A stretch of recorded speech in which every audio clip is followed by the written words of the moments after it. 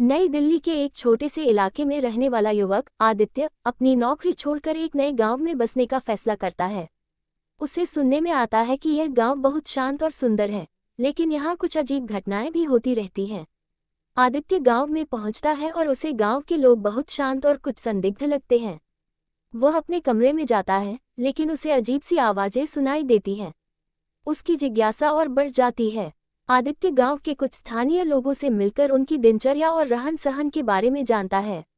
वह एक बुजुर्ग महिला से मिलता है जो उसे गांव के इतिहास के बारे में बताती है और चेतावनी देती है कि रात के समय जंगल में जाने से बचें।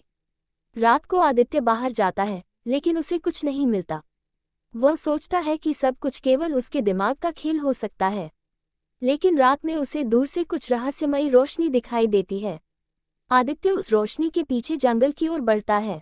वह एक अजीब जगह पर पहुंचता है जहां उसे पुरानी मूर्तियां और चमत्कारी प्रतीक दिखाई देते हैं।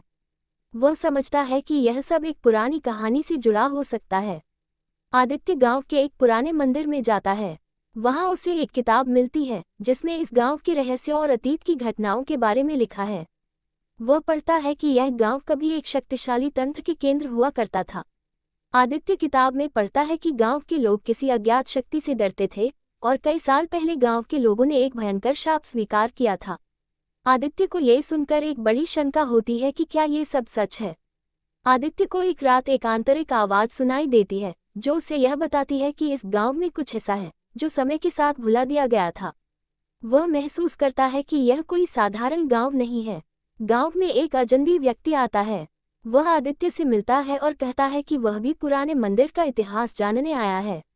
आदित्य उसे अपनी खोजों के बारे में बताता है और दोनों मिलकर रहस्यों को सुलझाने का निर्णय लेते हैं।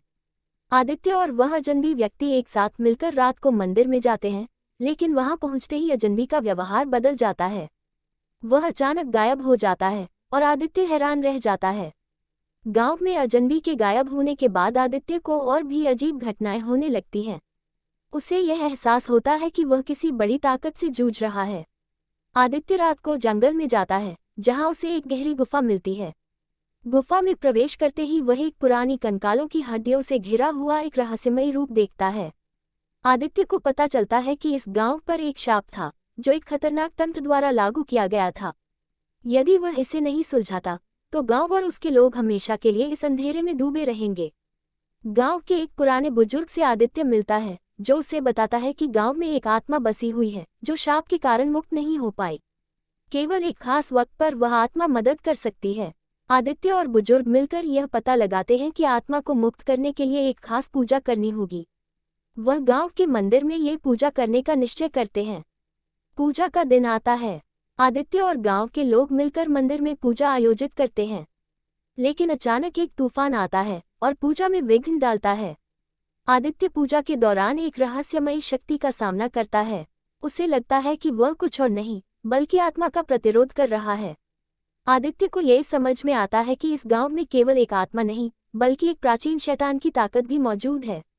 आदित्य को यह जानने का मौका मिलता है कि शैतान की ताकत केवल एक सप्ताह के भीतर समाप्त हो सकती है, लेकिन उसे इसके लिए सही उपाय ढूंढने होंगे। आदित्य एक खतरनाक योजना बनाता है जिसमें उसे शैतान को पकड़ने और आत्मा को मुक्त करने के लिए हर चीज का जोखिम लेना होगा। आदित्य शैतान से संघर्ष करता है और इस दौरान वह आत्मा को धीरे धीरे मुक्त करने में सफल होता है। आदित्य को यह सच्चाई पता चलती है कि गांव में जो घटनाएं हो रही थी वे शापित शक्तियों के कारण थीं। अब जब आत्मा मुक्त हो गई है, शाप खत्म हो चुका है। गांव में अब शांति लौट आती है। आदित्य खुद को एक नई पहचान के रूप में देखता है। आदित्य ये सोचता है कि अब जब गांव में शांति है तो वह वापस अपने शहर लौटे, लेकिन उसे महसूस होता है कि उसका जीवन अब पहले जैसा नहीं रहेगा। आदित्य अपने अनुभवों को याद करता है और समझता है कि उसने न केवल गांव बल्कि अपने भीतर की शक्तियों का भी सामना किया। आदित्य को एक रहस्यमयी पत्र मिलता है जिसमें लिखा होता है कि किसी नए खतरे का संकेत है। आदित्य फिर से गांव लौटता है जहां उसे नए खतरे का सामना करना पड़ता है। आदित्य को कुछ अजीब सी घटनाएं दिखने लगती हैं जिससे वह फिर से किसी बड़े खतरे का अंदाजा लगाता है।